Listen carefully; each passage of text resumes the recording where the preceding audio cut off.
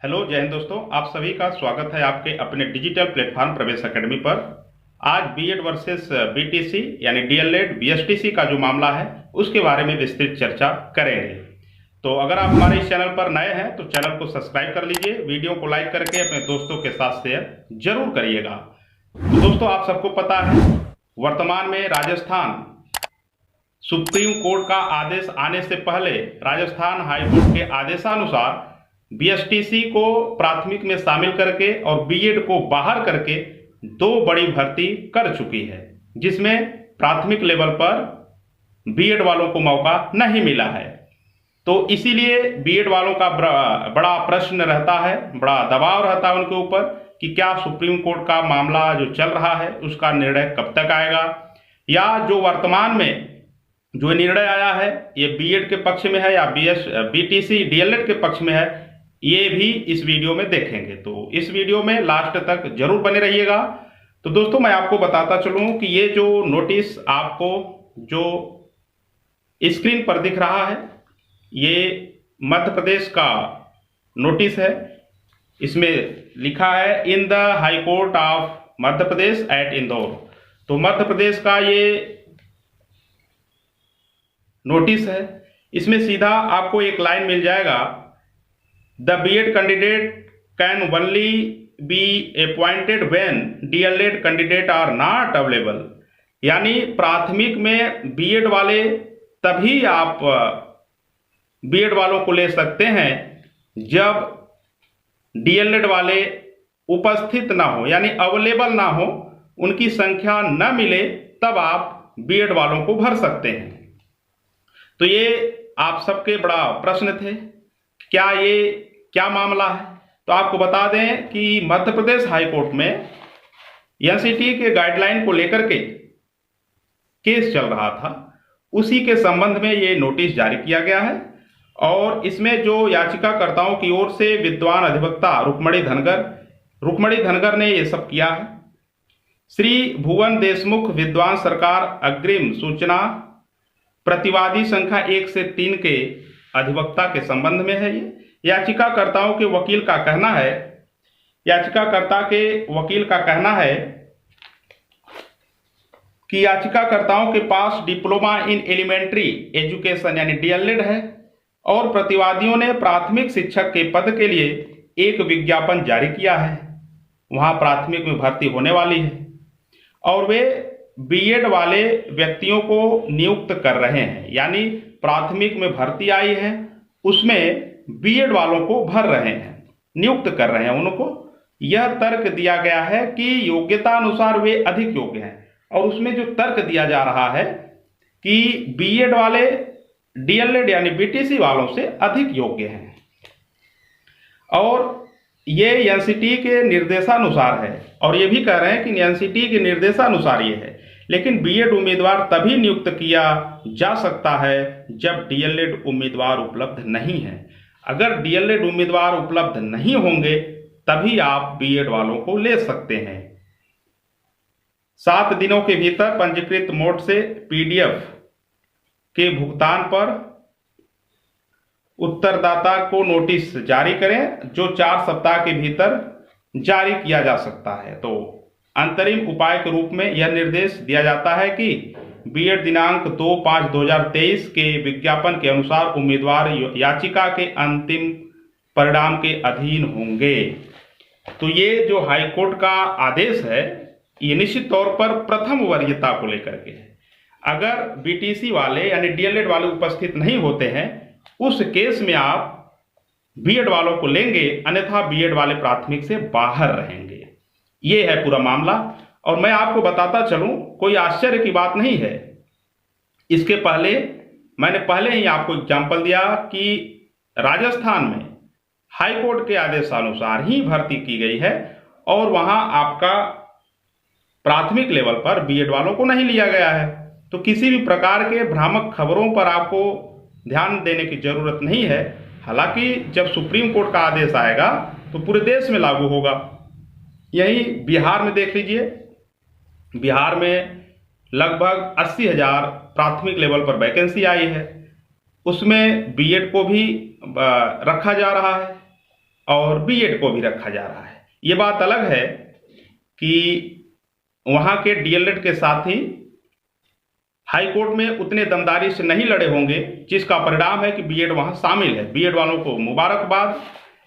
लेकिन बीएसटीसी वाले अपनी केस को इतनी ईमानदारी से लड़े कि ये मामला सुप्रीम कोर्ट में चली गई है और राजस्थान पूरे देश का बीटीसी वालों के लिए रोल मॉडल है। वो सर्वप्रथम बीएड वालों को बाहर करने का कार्य किया है और उसी के तर्ज पर उत्तर प्रदेश में भी ये याचिका पड़ी हुई है और यहाँ भी टेट की मार्कशीट जो है, सर्टिफिकेट जो है, वो रोका गया है। तो कहीं ना कहीं राजस्थान के युवाओं ने, राजस्थान के बीएसटीसी वालों ने पूरे देश में बीएसटीसी, डीएलएड, बीटीसी का वर्सेस बीएड का जो मामला है, ये नई जोर जो पकड़ी हुई है, ये राजस्थान का ही देन है। और उसी के तर्ज पर मध्य प्रदेश में प्रथम वरीयता का बात रखा गया और हाई कोर्ट ने इस पर संज्ञान लिया। और मैं आपको बताता चलूं, जो ये प्रथम वरीयता की बात चल रही है, ये एनसीटी गाइडलाइन के अकॉर्डिंग ही है। जब उत्तर प्रदेश में 69,000, 68,000, 72,000 ये सब सीटें भरी गई थी, तो 68,000 के वक्त बीएसटीसी वालों यानी बीटीसी वालों की, डीएलएड वालों की संख्या कम हो गई थी। यानी वो टेट ही नहीं पास थे या सुपर टेट में कट ऑफ ही नहीं पास कर पाए। और इसका रीजन ये भी था कि 2016 के बैच के पहले वाले ही शामिल हुए थे और लगातार 68,000, 69,000 ये दोनों वैकेंसी जो है लगातार आई थी, जिसके वजह से बीटीसी वालों की संख्या कम हो गई थी। लेकिन आज जब उत्तर प्रदेश में शिक्षक भर्ती पीआरटी की आएगी, तो निश्चित तौर पर ऐसा नौबत ही नहीं आएगा कि सीट बचे और बीएड वाले भरे जाएं। इसलिए अगर बीएड वाले शामिल होते हैं तो पहले से ही शामिल हों तो उनको सीट में जगह मिलेगी भर्ती में। अन्यथा अगर उनको प्रथम वरीयता के अकॉर्डिंग रखा जाएगा तो उनको सीट नहीं मिलेगी, क्योंकि उस वक्त लगातार 72,000, 68,000, 69,000 भर्ती हुई थी और जो बीटीसी करने वालों की संख्या थी वो बहुत कम थी। टेट भी बहुत कम लोग पास थे। तभी से आज बीटीसी में संख्याएं बढ़ी हैं। 2017, 18, 19, 21, 22, 23 ये सब बैचे हैं जिसमें 3-3 लाख, 2-2 लाख बच्चे पढ़ते हैं। तो बहुत सारे बच्चे आज उत्तर प्रदेश में हो चुके हैं और मध्य प्रदेश के बीएड वाले युवाओं को झटका जरूर लगा है, क्योंकि जब प्रथम वरीयता में रखा जाता है तो क्या पता डीएलएड वाले ही सारे सीट कवर कर लें, तो इंतजार करना पड़ता है प्रथम वरीयता के केस में।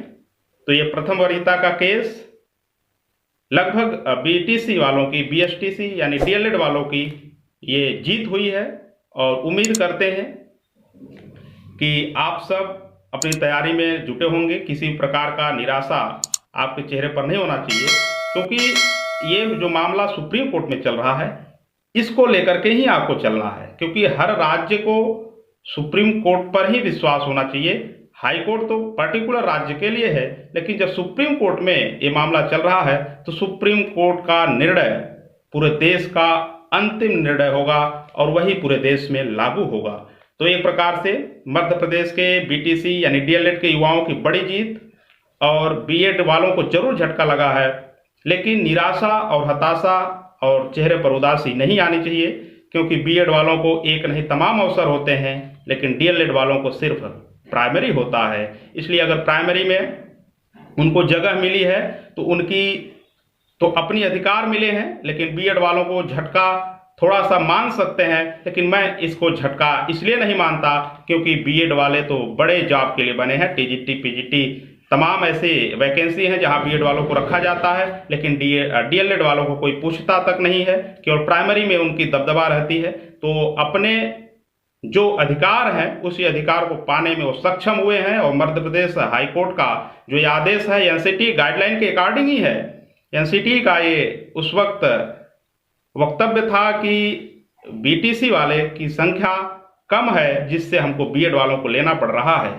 तो भविष्य की बात है कि जब सीटें बचेंगी तब बीएड वालों को रखा जाएगा, अन्यथा उनको नहीं रखा जाएगा। तो ये था पूरा मामला। वीडियो कैसा लगा जरूर बताइएगा और अपने दोस्तों के साथ ये इंफॉर्मेशन शेयर कर दीजिएगा। और मध्य प्रदेश में आपका प्रथम वरीयता में बीटीसी वालों की जीत हुई है और उम्मीद और आशा करते हैं कि जीत होने के साथ साथ प्राइमरी और जूनियर और टीजीटी पीजीटी तक का हर वैकेंसी आपको देखने को मिलेगी, क्योंकि ये सरकार और ये आयोग, ये कोर्ट सभी सिर्फ और सिर्फ बेरोजगार युवाओं के साथ खेलने का प्रयास करते हैं। अगर हर भर्ती की तरह यूपीएससी और एसएससी की तरह शिक्षक भर्ती भी हर वर्ष समय से आ जाए तो हमें लगता है ऐसी नौबत ही नहीं आएगी, क्योंकि प्राइमरी की भर्ती 5-5 सालों तक नहीं आती है, टीजीटी पीजीटी की वैकेंसी कई सालों तक नहीं आती है, जिससे शिक्षक वर्ग यानी शिक्षा वर्ग में अपने सपनों को तराशने वाले युवा सबसे कमजोर आज युवा हो जाते हैं। अपने भविष्य को लेकर के सबसे ज़्यादा चिंतित अगर कोई कैटेगरी का युवा है तो शिक्षक भर्ती का युवा है। इन्हीं चंद बातों के साथ अपनी बातें समाप्त करते हैं। उम्मीद और आशा करते हैं कि वीडियो आपको पसंद आया होगा। अपने दोस्तों के साथ शेयर कर दीजिएगा, चैनल को सब्सक्राइब कर लीजिएगा। जय हिंद।